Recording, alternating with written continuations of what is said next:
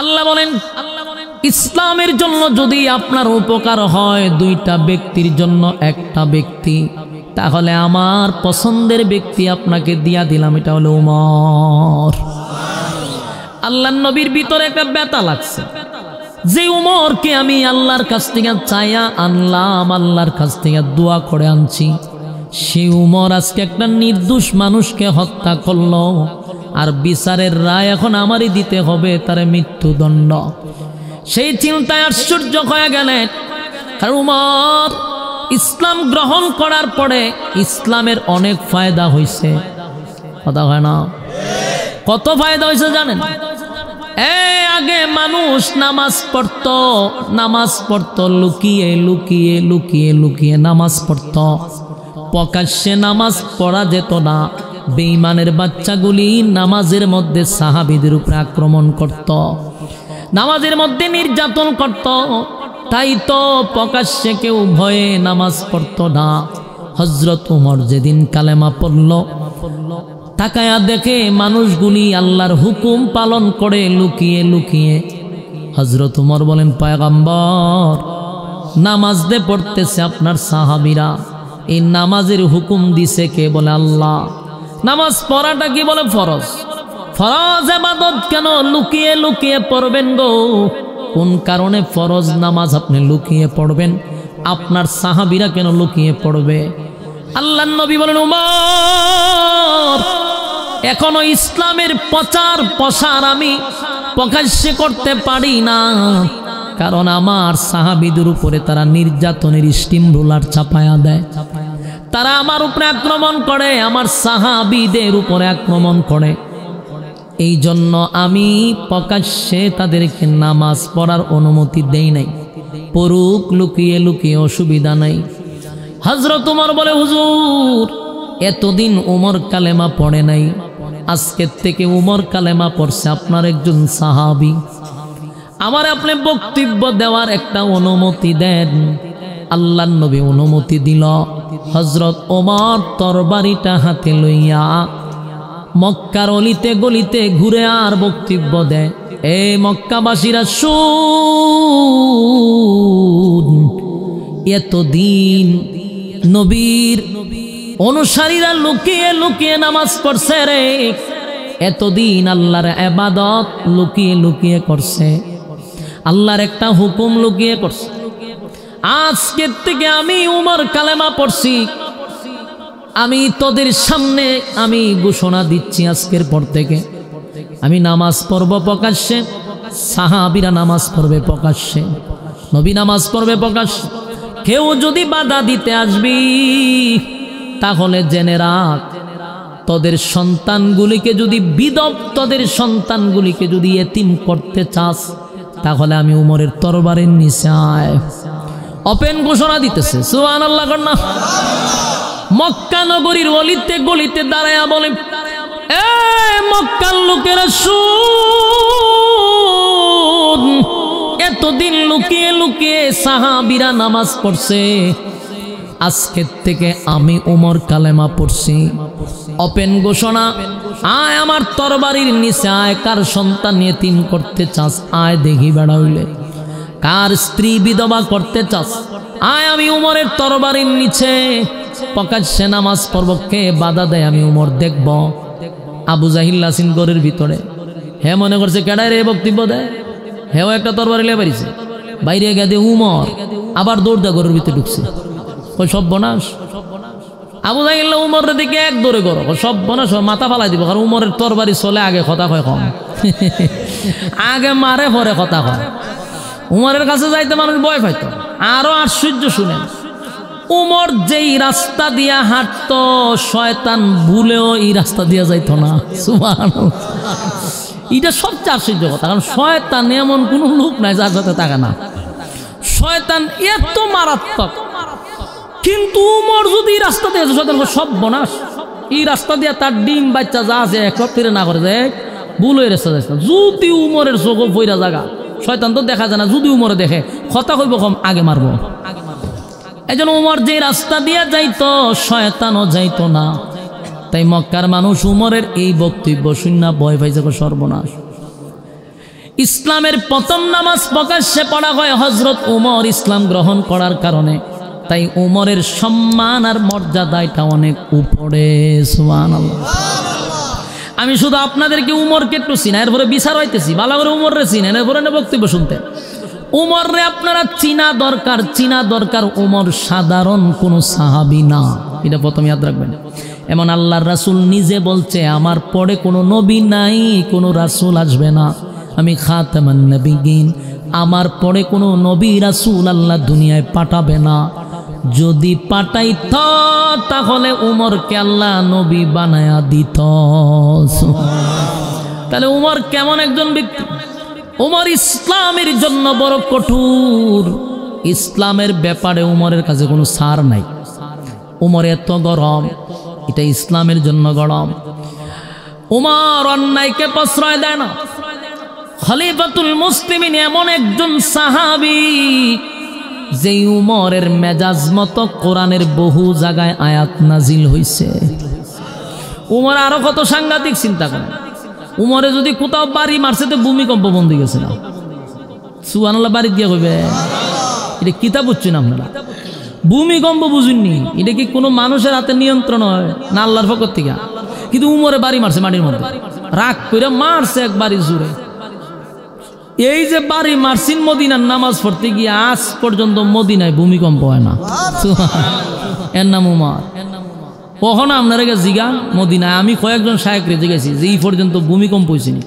না, এটা উমরের আমল থেকে যে বন্ধ হয়েছে, আজও বন্ধ, কিয়ামত পর্যন্ত, কিয়ামতের আগ মুহূর্তে ভূমিকম্প হবে, এর আগে না।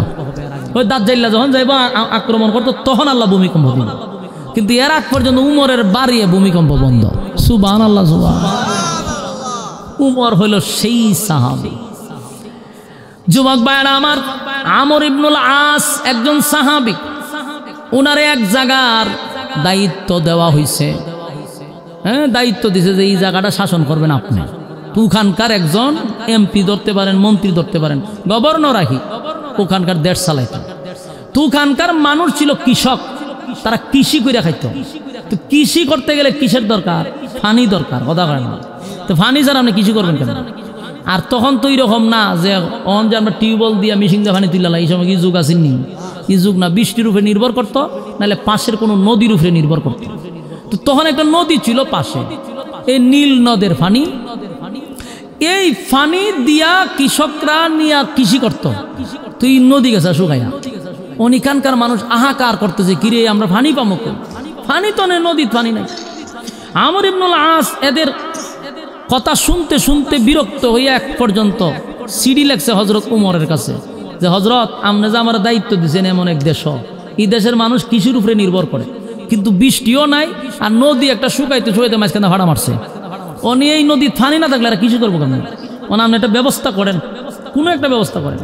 হযরত উমর আসেও নাই, কোনো লোকও ভাড়ায় নাই, শুধু একটা কাগজও লিখে দিছে, রে নীল নদ্যা, তোরে আল্লাহ বানাইছে মানুষের গুলামি করবার লেগে, তুই ফানি দিবি, মানুষের গুলামি করবি, তুই ফানি দাস না কা?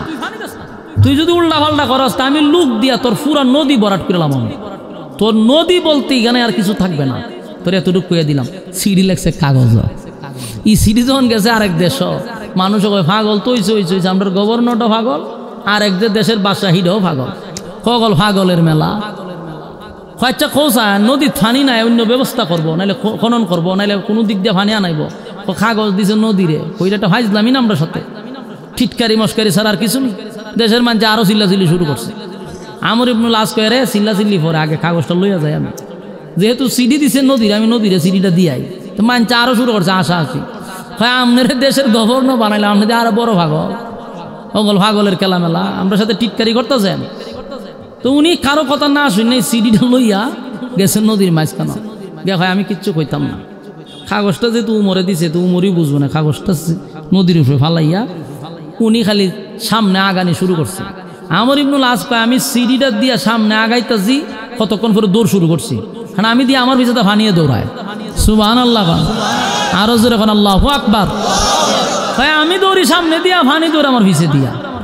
এই যে নদী বলল, ওখানকার লোককে জিজ্ঞাসা করেন নীল নদীর আশেপাশে যারা আছে, এবং বর্তমান বিজ্ঞান বলে যে ওই পানি আজ থেকে 1500 বছর আগে 1400 বছর আগে যেই পানি ছিল এখনো সেই পানি 1 ইঞ্চি পানি কোনো দিক দিয়ে বাড়ছে না, কোনো দিক দিয়ে কমছে না।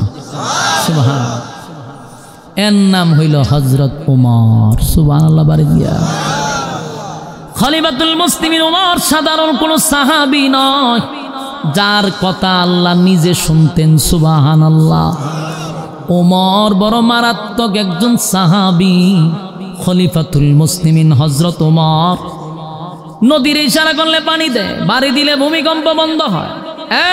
খলিফাতুল মুসলিমিন উমর সাধারণ কোনো ব্যক্তি না। সবচেয়ে বড় আশ্চর্য হলো 21 জায়গায় কোরআনের আয়াত নাজিল হয়েছে উমরের মেজাজ মতো। সুবহানাল্লাহ। উমরের মেজাজ মতো আয়াত নাজিল হয়েছে। এটা আশ্চর্য কেন? কারণ ওহী নাজিল হয় রাসূলের উপরে, কথা হয় না? আল্লাহ যা বুঝেন তা নাজিল করেন, আল্লাহ যেটা ভালো মনে করেন এটাই পাঠান। এটা তো আল্লাহর রাসূলের খেলা। এখানে উমরের কথা কেন? এটি সবচেয়ে বড় আশ্চর্য যে উমর চাইছে এটা হইতো, আল্লাহ এটা ওয়াইছে। এই জন্য উমরের মেজাজ অনুযায়ী প্রায় 21 জায়গায় কোরআনের আয়াতটা নাজিল হয়েছে। সাধারণ কথা। আর কোন সাহাবীর মেজাজ মতো আয়াত নাজিল হয়েছে না। হযরত উমর চাইছে তো আল্লাহ পাঠাইছে। সুবহানাল্লাহ। মক্কায় এক লোক মারা গেছে। যে মারা গেছে এটা ছিল শয়তান। শয়তানের পুরা খারা জিলকি আছে, মরে গেছে। তো সারা দেশের মানুষ কয় যে আল্লাহ একটা শয়তান মরছে। তার ছেলে রাসূল রে কয় হুজুর আব্বা মারা গেছে। রাসূল কয় আমি কি করতাম? কয় না, আমার একটা শখ হইল আপনি জানাজাটা পড়াই দিলে, আব্বা তো শয়তানের খারা জিলকি আছেন, কিন্তু জানাজাটা আপনি পড়াই দিলে হয়তো আল্লাহ একটু মাফ টাপ করতে পারে। তা আমি তো আপনার সাহাবী, আমার কথাটা হুজুর রাখেন। আমি আমার দিলে সাক্ষী দেয় আপনি জানাজা পড়লে আমার বাপরে মাফ করে দিল। তো রাসূলের তো ভাই দয়া মায়া বেশি। রাসূল কাছে যা, তুই যেহেতু বললে আমি দোয়া করে আমি জানাজা পড়লে আল্লাহ মাফ করে দিব, তাই আল্লাহ যদি মাফ করে তো আমি জানাজা পড়লে অসুবিধা কি? তা রাসূলের তো চাই আমার উম্মতরে মাফ করে দেব। রাসূল কাছে আমি জানাজা পড়াবো, এই খালি ওই যে পড়াবো উঠে দৌড় মারছে। ফিরে দৌড়াস করে কাজ আছে। এই লোকে গিয়া সারাটা দেশ বাষ্ট করে দিছে। কয়ও আব্বার জানাজা রাসূল পড়াইব দিছিনি পাবলিসিটি কইরা সবাইরে শোনাই দিছে। যে শুনে ওই মাথা দাঁত দিয়া কই এরকম একটা শয়তানের জানাজা রাসূল পড়াইব। এর হারাটা জীবন খালি মানুষের দুশ্মনী করছে, মানুষের বিপদে ফালাইছে, খালি গিরিঙ্গি বাজাইছে। এরকম গিরিঙ্গি বাজ আসেনি আমরা সমাজ। এখানে টেকান লাগা, এখানে টেকান লাগা। এরা হলো মুনাফিক।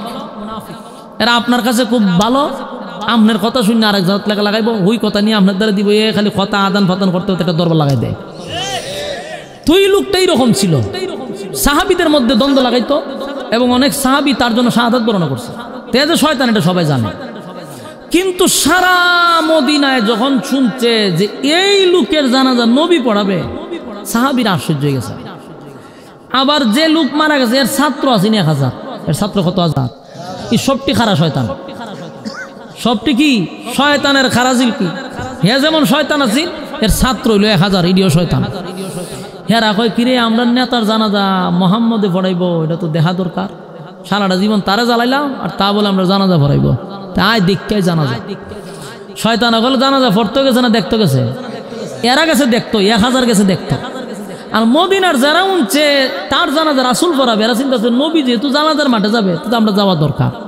এটা নবীর শান অনুযায়ী এরা গেছে। খবর গেছে উমরের খান, উমরে উনে যে এর জানাজা নবী পড়াবে। উমরের গেছে মেজাজ গরম, উমরে দৌড়ের উপরে গেছে জানাজার মাঠে।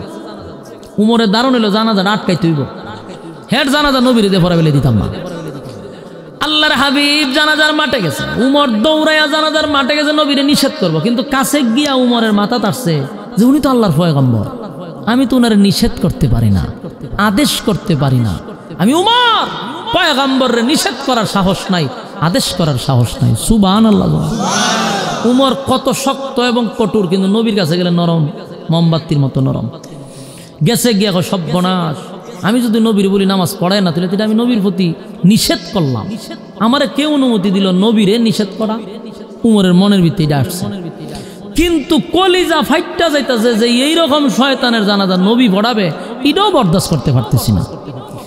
তাই হযরত ওমর আসমানের দিকে তাকাইয়া চোখের পানি ছেড়ে কয়, আল্লাহ তোমার নবী না হইলে আমি ঠিকই জানাজায় বাধা দিতাম, খল্লা ফালায়া দিতাম, কিন্তু আল্লাহর নবীরে তো আমি নিষেধ করতে পারি না, আদেশও করতে পারি না, উনি আল্লাহর পয়গম্বর। কিন্তু আমি চাই না গো এত বড় শয়তানের জানাজা আপনার পয়গম্বরে পড়াক। আল্লাহ, যেই লোকটা জীবনভর আমার নবীর বিরোধিতা করছে রে, জীবনভর ইসলামের 12টা বাজাইছে, জীবনটা ভর সে দুশ্মনী করছে, নবীর দুশ্মনী। আজকে তার জানাজা আমার নবী পড়াবে না, বরদাস্ত করতে পারি না, নিষেধও করতে পারতেছি না। ওমর পাগলের মতো ঘুরতেছে। হঠাৎ করে ওমরের মাথায় একটা আয়াত স্মরণ হয়ে গেছে। ওই আয়াতটা স্মরণ হওয়ার পরে ওমর এখন জুরে জুরে জুরে জুরে আয়াত পড়া শুরু করছে।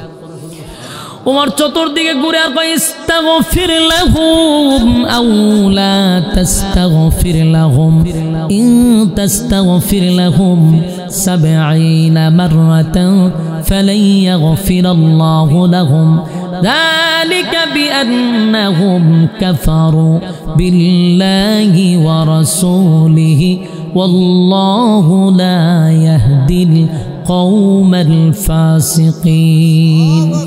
এই আয়াতে কারিমা পয়গম্বরের চতুর্দিকে ঘুরে আর আয়াত পড়ে গো। নবীজি যেন আয়াতটা শুনে রে, এই জন্য নবীর চতুর্দিকে ঘুরে আর জুড়ে জুড়ে জুড়ে জুড়ে হযরত ওমর আয়াতটা পড়তেছিল, ইস্তাগফির লাহুম আও লা তাস্তাগফির লাহুম।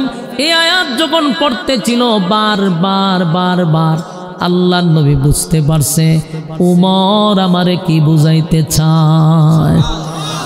আল্লাহর নবী বুঝতে পারছে। এবার আল্লাহর নবী বলেন, ওমর কি বুঝাইতে চাও আমি জানি। এই আয়াতের কোথাও তো আমার আল্লাহ জানাজার নামাজের কথা নিষেধ করে নাই। এই আয়াতে আল্লাহ বলছে, মুনাফিকের জন্য যদি আমি নবী 70 বার দোয়া করি আমার আল্লাহ দোয়া কবুল করবে না। কি বুঝলেন? আল্লাহর নবীর দোয়া অথবা বদদোয়া ডাইরেক্ট কবুল, কোনো পর্দা থাকে। কিন্তু আল্লাহ নিজে আয়াত নাজিল করে কয়, আপনি নবী যদি 70 বারও দোয়া করেন মুনাফিকের লাগিয়া আপনার দোয়া কবুল করতাম না। নাউজুবিল্লাহ। মুনাফিক কত খারাপ, মুনাফিক কত নিকৃষ্ট। কয় আপনার দোয়া 70 বার করলো, মুনাফিকের লাগে দরখাস্ত করলে আমি আপনার এই দোয়া কবুল করব না। তার মানে মুনাফিক সবচেয়ে ঘৃণিত, সবচেয়ে নিকৃষ্ট। আর মুনাফিক কোনো বিধর্মী না, মুনাফিক হয় মুসলমানের মধ্যে। যারা নামে মুসলমান কিন্তু ইসলামের ক্ষতি হয় তার দ্বারা, দিনের ক্ষতি হয়, মানুষের ক্ষতি হয়। যারা এখানকার কথা ওখানে লাগায়, যারা দ্বন্দ্ব লাগায়, সমাজের মধ্যে ফাটল সৃষ্টি করে, যারা মানুষের সামনে ভালো দেখায় কিন্তু পিছন দিক দিয়ে শয়তানের খারাজিলকি, এরা হলো মুনাফিক। আর এরা হবে জাহান্নামের সবচেয়ে নিকৃষ্ট জায়গায়। হযরত ওমর যখন আয়াত পড়ে, নবী বুঝতে পারছে আয়াতের অর্থ ওমর কি বুঝাইতে চায়। কয়, ওমর রে, জানাজার নামাজ পড়াবো না এমন কথা আয়াতে নাই, কিন্তু আয়াতে আছে আমি 70 বার দোয়া করলেও মুনাফিকের দোয়া কবুল হবে না। উমরের কাছে মেজাজ আরো গরম হয়। কয়, নবী জানে 70 বার দোয়া করলো কবুল হইতো না, কেরের জানাজারা পড়তেছে। কথা ঠিক নেই? এ যে অত খারাপ, এর ব্যাপারে 70 বার দোয়া করলো যায় না, দোয়া কবুলিও না, এখানে এর জানাজারা পড়াবার কি দরকার? কিন্তু নবী জানাজা পড়াইব, উমর পারে না, জোর করে আয়াত নাজিল করলিত। কান্না শুরু করছে। আল্লাহর হাবিব জানাজা পড়াবে, হাজার হাজার মানুষ জানাজার মাঠে উপস্থিত, 1000 শয়তান উপস্থিত। ওই যে আদসিনী মুনাফিক, এরা কিন্তু জানাজা পড়ার জন্য আসে নাই, জানাজা দেখার জন্য আসছে। এখন নবীজি জানাজা পড়াইবে, এর উমর চতুর্দিকে গেলে আয়াতি পড়তেছে। এবার আল্লাহর পয়গম্বর জানাজা পড়ার আগে নবীজি যখন জানাজা পড়াবে, ঠিক জানাজার নামাজের জায়গায় যাওয়ার আগে নবীর মুখের তু তু বাহির করে মুনাফিকের মুখে লাগাইছে। সুবহানাল্লাহ। এই দৃশ্য দেখে সাহাবায়ে কেরাম অবাক হয়ে গেছে, সর্বনাশ, নবীর তুতুর কত দাম, এরকম একটা মুনাফিকের মুখে তুতু লাগাইছে। উমরের শরীরটা মাঝে আরো জ্বলতেছে। আল্লাহর হাবিব কি করল রে? নবীজির এত দামি তুতু মুবারক বেঈমানের মুখে লাগাইছে। আশ্চর্য হয়ে গেল। কিছুক্ষণ পরে নবী আরো আশ্চর্য কইরা দিছে। নবীর শরীরের একটা জুব্বা ছিল, জুব্বাটা খুলছে, কইলা এই বেঈমান রে পড়ায়া দিছে, কাপন স্বরূপ পড়ায়া দিছে। এই দৃশ্য দেখা সাহাবায়ে কেরামরা মাটিতে পইরা খায়, মাটিতে পড়ে গইরাইয়া গইরাইয়া এক পর্যায়ে কান্না শুরু করছে। কেন কান্না শুরু করলো? নবীর জুব্বা তো সাধারণ না, এটা বড় দামি। সুবহানাল্লাহ। সাহাবীরা বলে, এ নবীর সাহাবী হইয়া জুব্বা পাইলাম না, একটা বেঈমান মুনাফিক হইয়া কেমনে গো আমার নবীর জুব্বাটা পাইল? আমরা নবীর সাহাবী হইয়া জুব্বা পাইলাম না, মুনাফিক হইয়া নবীর জুব্বা পাইল। কান্নার রোল পড়ে গেছে গোটা জানাজার মাঠে। নবী কামড়া করলো কি? এত দামি জুব্বা একটা মুনাফিক রে কাপন স্বরূপ পড়ায়া দিছে, নবীর মুখের তুথু লাগায়া দিছে। কান্নার রোল পড়ে গেল। হযরত ওমর আশ্চর্য হয়ে গেল, হাই রে, আমি তো ইসলাম জানাজা বন্ধ করার লেগা, এখন নবী তো এর থেকে বেশি আরো এর কইরা দিছে। এখন তো জানাজা ভরাইব বড় কথা না, বড় হইলে জুব্বাও ভরাই দিছে, মুখের তুতো লাগাই দিছে। ঘটনাটা কি? হযরত ওমর পাগল হয়ে গেছে। কিন্তু নবী তখন সবাইকে শান্ত করে বলে, সাহাবীরা রে শুন, আমি কেন তারে তুতু লাগাইলাম, শুন আমি কেন তারে আমার জুব্বাটা খুলে কাপন পড়ায়া দিলাম। এর এক নাম্বার কারণ হলো, বদরের যুদ্ধে আমার অসংখ্য সাহাবীরা শাহাদাত বরণ করছিল, তাদেরকে আমি দাফন করব, শরীরে কাপড় নাই। শাহাদাত বরণ করছে, তাদের শরীরে কাপড় নাই। অনেক সাহাবীরা নিজের জুব্বা খুলে খুলে খুলে খুলে সাহাবীদেরকে কাপন পড়ায়া দিছিল। কিন্তু এর মধ্যে একজন সাহাবী আমার চাচা, এই 7-8 জন যারা শাহাদাত বরণ করছে, এর মধ্যে নবীর চাচা একজন। সবার তো কাপন পড়ায়া দিল, কিন্তু চাচার শরীরে কাপড় নাই। যার তার শরীরের কাপড় নবীর চাচার শরীরে লাগেও না। কেন লাগে না? উনি একটু মোটা, একটু স্বাস্থ্যবান, একটু লম্বা। যার তার জুব্বা তো নবীর চাচার শরীরে লাগে না রে। তখন নবী আশ্চর্য হয়ে গেল, কি করা যায়? পাশেই ছিল ওই যে মুনাফিক যারা মারা গেছে, সে জীবিত ছিল তখন। মুনাফিকরা দেখবেন সব সময় কিন্তু পাশে থাকে, এরা সব সময় ভালো সুরত নিয়ে বসে থাকে, দেখলে বোঝা দেখালে জান্নাত তেলাম নাইছে। কিন্তু এ কিন্তু শয়তানের খারা জিলকি, কথা ঠিক নেই। মক্কায় গিয়া নাম পালাইছে হাজি, দেশ হয় আগের চেয়ে বড় হাজি, কিন্তু এটা বোঝা যায় না, বোঝা যায় আল্লামা কি একটা বেশ ধরে। তো হে ওইরকম বেশ ধরে নবীর সামনে দাঁড়াই থাকতো, নবীর মতো ফাঁকরি লাগাইতো, জুব্বা লাগাই একেবারে বাপ সাপ ধরে খারি থাকতো, কিন্তু এ শয়তান। আল্লাহর নবী তাকায়া দেখে সব সাহাবীদের কাপন পরানো শেষ, কিন্তু আমার চাচার কাপন নাই রে। এমন লম্বা মানুষও নাই, মোটা মানুষও নাই। কিন্তু সে দাঁড়ায়া চিন্তা করলো, এখন তো আমার পাঞ্জাবি খুলতেইব, নাহলে তো আমি ধরা খামো। কারণ হে লম্বা ছিল, যে মারা গেছে এ লম্বাও মোটাও। তে বারে বারে পাঞ্জাবির পয়সা আর লাশের পয়সা, যে না এই আমার পাঞ্জাবি তো ওনার লাগবো। ওই বাধ্য হইয়া বিপদ বইরা সরমে পাঞ্জাবিটা খুলছে, খুললা নবীর চাচার এটা ভরাই দিচ্ছে। আল্লাহর নবী বলেন, সেদিন আমার চাচারে সে নিজের জুব্বা খুলে কাপন পড়ায়া দিছিল, আমি তার কাছে ঋণী ছিলাম। আজকে আমি নবীর জুব্বাটা খুলে তারে পড়ায়া দিয়া আমি নবীর ঋণ থেকে মুক্ত হইলাম। জুরে কোন সুবহান। আমি ঋণ থেকে মুক্ত হইছি। এই ঘটনাগুলি, দৃশ্যগুলি, ওই যে 1000 মুনাফিক আসছিল জানাজা দেখার জন্য, তারা দূরে তাকাইয়া দৃশ্যগুলা দেখছিল। একটা পর্যায়ে 1000 মুনাফিক বলা বলি করতে লাগলো, দেখছো নি যার বিরোধিতা জীবনটা বর আমার নেতায় করলো, যার বিরোধিতা আমরা করলাম, ইসলামের 12টা বাজাইলাম, আর আজকে আমার নেতা মারা গেল, আমার নেতারে জুব্বা পড়ায়া দেয় রে, আমার নেতারে তুতু লাগায়া দেয়। মুহাম্মদের দুশ্মনের প্রতি যদি এত মায়া হয়, মুহাম্মদের বন্ধুর জন্য কত মায়া। 1000 মুনাফিক কয়, আমরা আর কোনোদিন মুহাম্মদের বিরোধিতা করব না। এই লোকের মতো ভালো মানুষ আল্লাহর জমিনে কেউ নাই।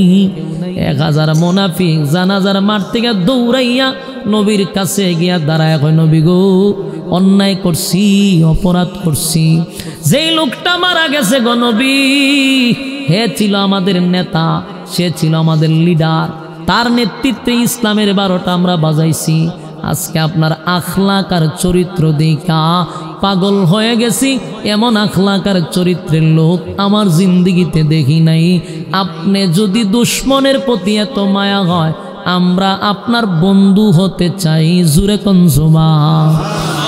1000 মুনাফিক বলে, হুজুর কালেমা পড়ায় দেন, আর আপনার দুশ্মন হতে চাই না গো, আপনার বন্ধু হতে চাই, বন্ধু হতে চাই। 1000 কালেমা পয়রা ঈমান আনছে। জুরে কোন সুবহান।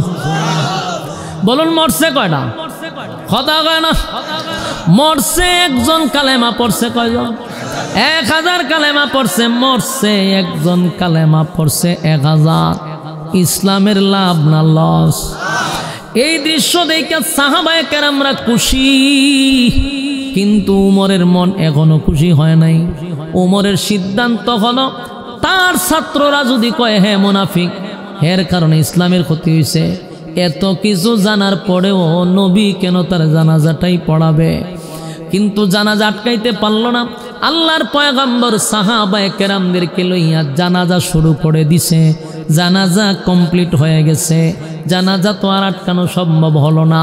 কিন্তু উমর পারাক্রান্ত মন নিয়া একা একা একটা জায়গায় বৈশা রইছে, মনটা বড় খারাপ। সবাই জানাজা শেষ, যার যার চলে গেছে।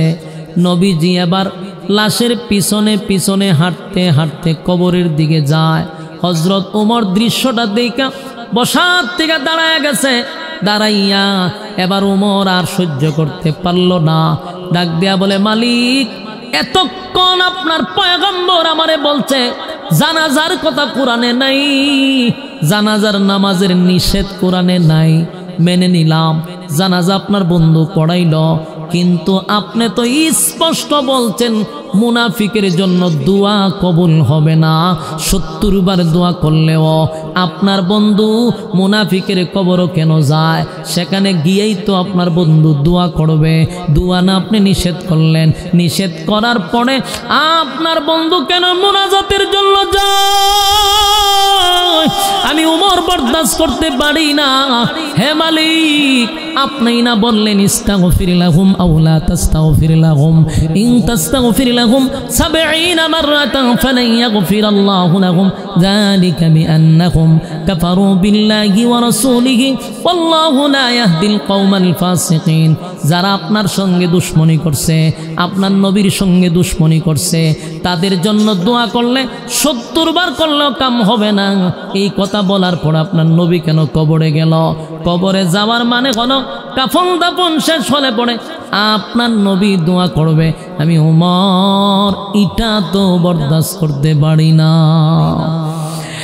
এতক্ষণ না হয়ে জানাজা নিষেধ কোরআনের কোনো আয়াতে নাই, কিন্তু মুনাফিকের দোয়া তো নিষেধ আছে। আপনার নবী কেন গো মুনাফিকের জানাজা পড়ার পরে কবরে গেল? খবরে কেন গেছে? দোয়া করবার লাগে না? তো দোয়া না নিষেধ করছে। হযরত ওমর আসমানের দিকে তাকায়া বলে, মালিক, আমি নিষেধ করতে পারবো না। আল্লাহর পয়গম্বরকে নিষেধ করা যায় না, আদেশ করা যায় না, তাই আমিও নবীর কাছে যাইতে পারলাম না। আল্লাহ, আমি সহ্য করতে পারি না। নবীজি যখন মুনাফিকরে কবর দিল, মাটি দিল, সব কমপ্লিট। এবার আল্লাহর নবী দোয়া করবে, 2টা হাত উত্তোলন করবে। নবী যেই মাত্র হাত তুলবে, ঠিক ওই সময় নবীর সামনে জিবরাইল হাজির। জিবরাইল নবীর সামনে হাজির। আল্লাহর নবীর সামনে জিবরাইল কয়, পয়গম্বর হাত লামান, দোয়া করবেন পড়ে। আগে শুনেন আমার আল্লাহ কি বলছে। হাত লামান গো নবী,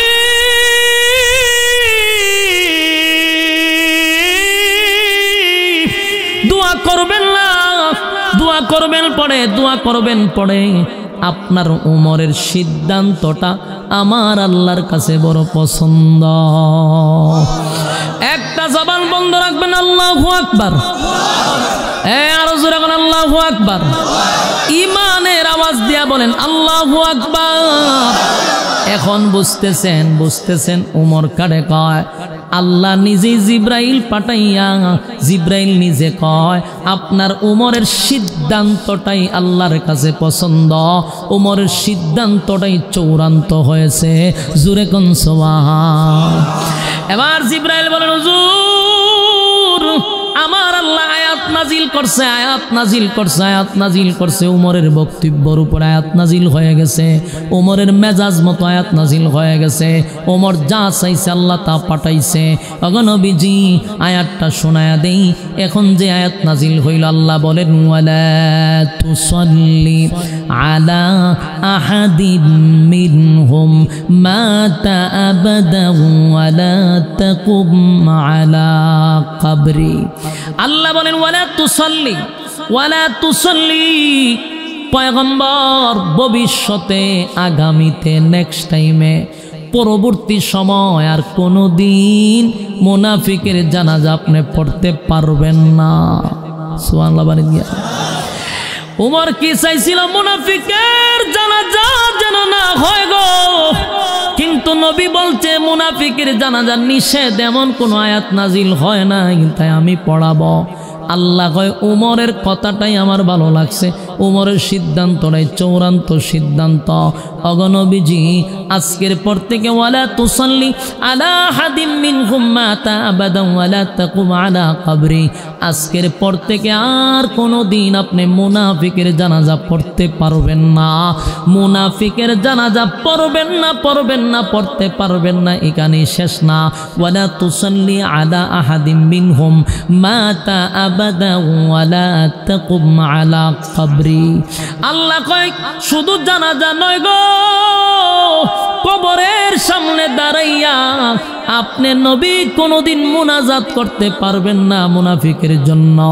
জানাজা শুধু নয়, মুনাফিকের কবরের সামনে দাঁড়াইয়া মুনাজাত করতে পারবেন না।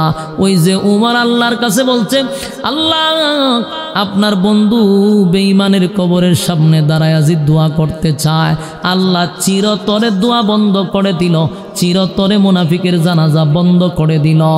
এ যুবক ভাইরা, এটা হলো উমর, উমরকে বলা হয় মেজাজে ওহী।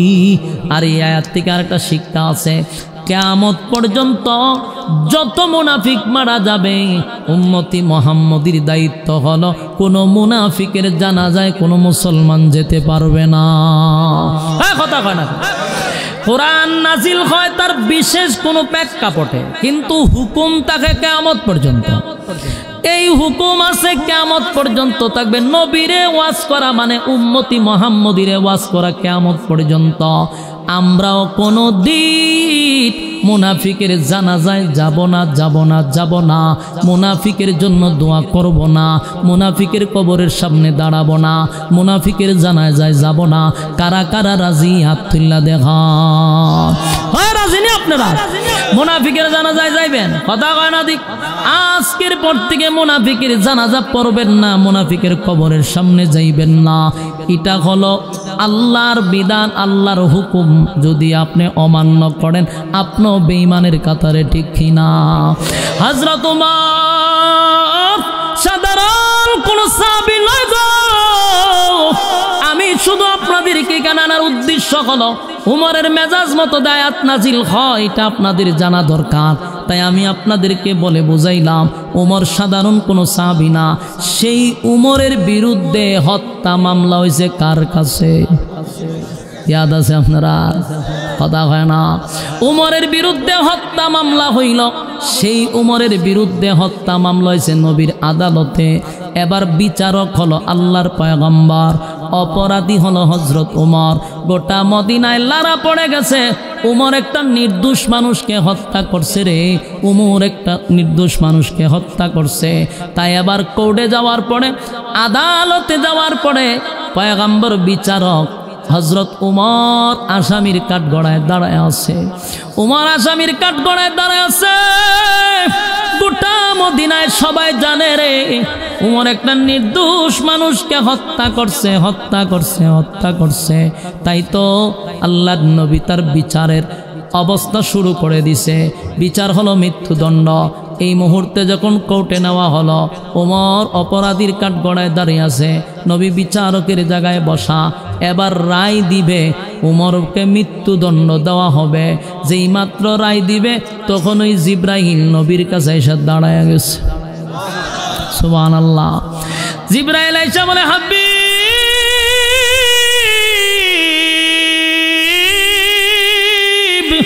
আপনি হলেন বিচারক, উমর হলো আসামি, মাঝখানে দরকার কি? উকিল দরকার, কথা হয় না, একজন ব্যারিস্টারের দরকার। আপনি যেহেতু বিচারক, উমর হলো আসামি, একজন উকিলের দরকার। তাই আল্লাহ বলেন এই মামলা আল্লাহ নিজেই লড়বেন। আল্লাহ উমরের পক্ষে উকিল হইয়া মামলা লড়বে। আরো জোরে বলেন আল্লাহু আকবার, আরো জোরে বলেন আল্লাহু আকবার। এই ইমানের আওয়াজ দিয়ে বলেন আল্লাহু আকবার। উমর সাধারণ কোন সাহাবী নয় গো, আল্লাহর নবী বিচারক। আর আল্লাহ কয় আমি নিজে উকিল, উমরের মামলা আমি আল্লাহ লড়ব। আপনি বিচারক, আমি আল্লাহ উকিল, আবার মামলা লড়ি। বলুন আল্লাহ যদি উকিল হইয়া মামলা লড়ে, এই মামলা কি উমর হারবে? কথা হয় না। আল্লাহ তখন এই ঘটনারে কেন্দ্র করে উমরকে যখন নবী রায় দিবে মৃত্যুদণ্ড, আল্লাহ এই মুহূর্তে উকিল হইয়া আয়াত নাজিল করে সূরা নিসার 65 নম্বর আয়াত। এতক্ষণে বুঝছেন আয়াত কেন নাজিল হয়েছে? কথা হয় না। শুরুতেই বলছি আয়াতটা কেন নাজিল হলো, কোন কারণে নাজিল হলো, শুধু কারণটাই ওয়াজ করব। এই 65 নম্বর আয়াত সূরা নিসার 65 নম্বর আয়াত এই কোর্টে নাজিল হয়। আল্লাহ তখন বলেন ফালা ওয়া রাব্বিকা লা ইউমিনুনা হাত্তা ইউহাক্কিমুকা ফীমা শাজারা বাইনাহুম সুম্মা লা ইয়াজিদু ফি আনফুসিহিম হারাজাম মিম্মা কাদাইতা ওয়া ইউসাল্লিমু তাসলিমা। এই আয়াতে কারিমা নাজিল হয় আল্লাহ স্পষ্ট ঘোষণা দেয় ফালা ওয়া রাব্বিকা, ফালা ওয়া রাব্বিকা। আল্লাহ এই আয়াতের শুরুতে কসম করে ফালা ওয়া রাব্বিকা, আপনার রবের কসম, আপনার রবের কসম। আল্লাহ নবীরে বলে পয়গম্বর আপনার রবের কসম, আপনার উমর কোন নির্দোষ মানুষকে হত্যা করে নাই, উমর একটা দোষী মানুষকে হত্যা করছে। সারা মদিনায় জানে গো আমার নবীর সাহাবী হযরত উমর একটা নির্দোষ মানুষকে হত্যা করছে, কিন্তু আল্লাহ আয়াত নাজিল করে কসম করে বলে ফালা ওয়া রাব্বিকা, আপনার রবের কসম, আপনার উমর কোন নির্দোষ মানুষকে হত্যা করে নাই। উমর যারে মারছে একটা দোষী মানুষরে মারছে। এবার আল্লাহ বলেন ফালা ওয়া রাব্বিকা লা ইউমিনুনা হাত্তা ইউহাক্কিমুকা ফীমা শাজারা বাইনাহুম সুম্মা লা ইয়াজিদু ফি আনফুসিহিম হারাজাম মিম্মা কাদাইতা ওয়া ইউসাল্লিমু তাসলিমা। আপনার সামনে যেই লোকটার আপনি বিচার করবেন সবাই জানে লোকটা নির্দোষ, উমর হত্যা করছে। আমি আল্লাহ কসম কইরা কই ফালা ওয়া রাব্বিকা, এই লোকটা আল্লাহ আপনার রবের কসম করে বলি লোকটা নির্দোষ ছিল না। যেই লোকটা নিজের দাবি করে ইমানদার, যেই লোকটা নিজের সমাজের মানুষের কাছে পরিচয় দেয় আমি একজন মুসলমান, আমি একজন ইমানদার, আমি একজন আল্লাহওয়ালা, কিন্তু যার চেহারার দিকে তাকাইলে বোঝা যায় একজন মুসলমান, মাথায় টুপি, মুখে দাড়ি, পাঞ্জাবি, পাগড়ি, সর্বদিক দিয়ে একজন ফেরেশতা, ঠিক নেই। এমন একজন ব্যক্তি নিজের দাবি করে মুসলমান, কিন্তু এই লোকটার কাছে আপনি নবীর বিচার পছন্দ হয় না, আপনার তরিকায় চলতে ভালো লাগে না, আমি আল্লাহর হুকুম পালন করতে ভালো লাগে না। এরা সমাজে পরিচয় দেয় মুসলমান, কিন্তু আমি আল্লাহর আদালতে তারা মুসলমান না, তারা হলো মুনাফিক। কথা হয় না। যুবক ভাই, এটা শুধু 1400 বছর আগের ঘটনাকে কেন্দ্র করে বলে নাই, সমাজে এমন মুনাফিক যুগে যুগে আছে না নাই? দেখবেন টুপি আছে, দাড়ি আছে, পাগড়ি আছে, জাম্মা আছে, সব আছে, কিন্তু আল্লাহর হুকুম ভালো লাগে না, নবীর তরিকায় চলতে ভালো লাগে না। আল্লাহর হুকুম হলো সুদ খাওয়া যাবে না, সে সুদ খায়, তার মানে আল্লাহর হুকুম ভালো লাগে না। আল্লাহর হুকুম হলো 5 ওয়াক্ত নামাজ পড়া, সে নামাজ পড়ে না, আল্লাহর হুকুম সে পালন করতে চায় না। এইভাবে শত শত হুকুম আছে, তার মানে তার ভালো লাগে না, নবীর তরিকায় চলতে ভালো লাগে না, সেটাও একটা মুনাফিক। কারণ তোর যেহেতু ভালো লাগে না, সমাজের মানুষের সামনে মুসলমান কেন দাবি করবি? মুসলমান দাবি করলে আল্লাহর হুকুম পালন কর, মুসলমান দাবি করলে নবীর তরিকায় মেনে চল। আল্লাহ বলেন ফালা ওয়া রাব্বিকা, আপনার রবের কসম, যেই লোকটা মানুষের সামনে বলছে একজন ইমানদার, সে আসলেই কোনো ইমানদার ছিল না, সে ছিল একটা টাটকা শয়তান। মানুষের সামনে বলতো ইমানদার, মূলত সে কোনো মুসলমান ছিল না, সে ছিল একটা মুনাফিক। এমন মুনাফিক আমাদের সমাজে আছে না নাই?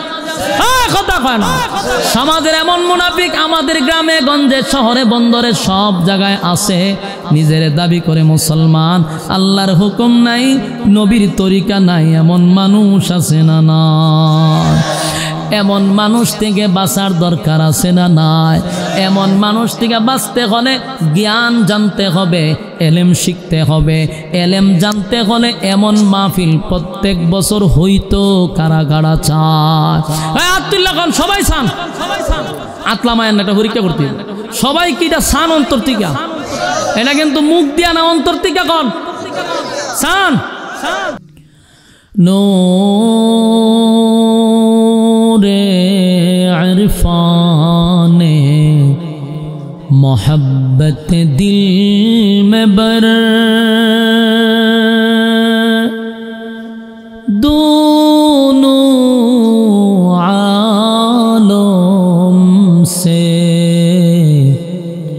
हमें कर बेखबर, जलन तो ने दी है मेरे दिल में यारो,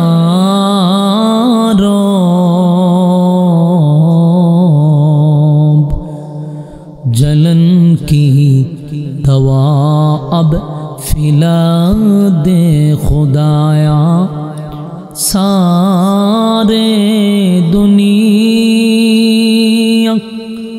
तय किया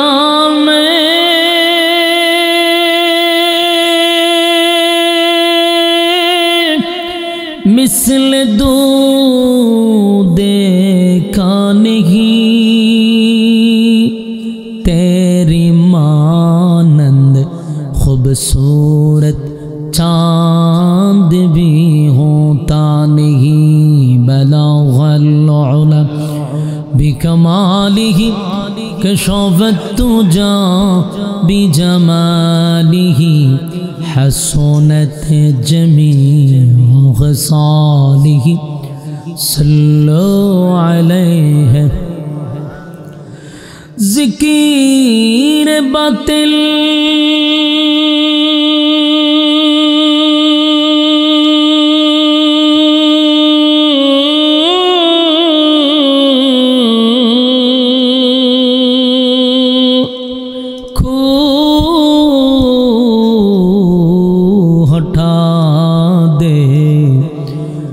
से रबे जिक्र में तेरे लगा दे रोज शाब, ला इलाहा इल्लल्लाह,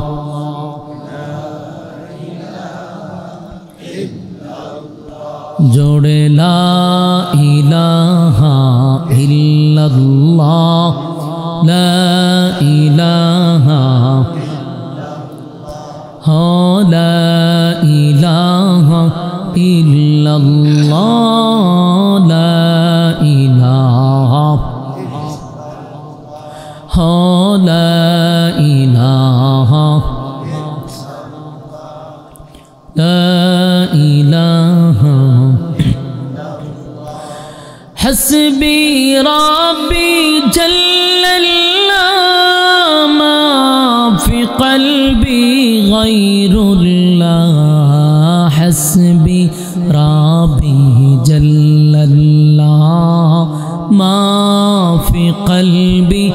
গয়রুল্লাহ শুধু মাবুদ তুমি এক আল্লাহ বলো লা ইলাহা ইল্লাল্লাহ লা ইলাহা ইল্লাল্লাহ লা ইলাহা নেই কোনো মাবুদ আল্লাহ ছাড়া নেই কোনো মাবুদ আল্লাহ ছাড়া এক খুদার পর দুই খুদায়ার তিন খুদা মোরা কিছু মানি না বলো লা ইলাহা ইল্লাল্লাহ লা ইলাহা ইল্লাল্লাহ লা ইলাহা ইল্লাল্লাহ লা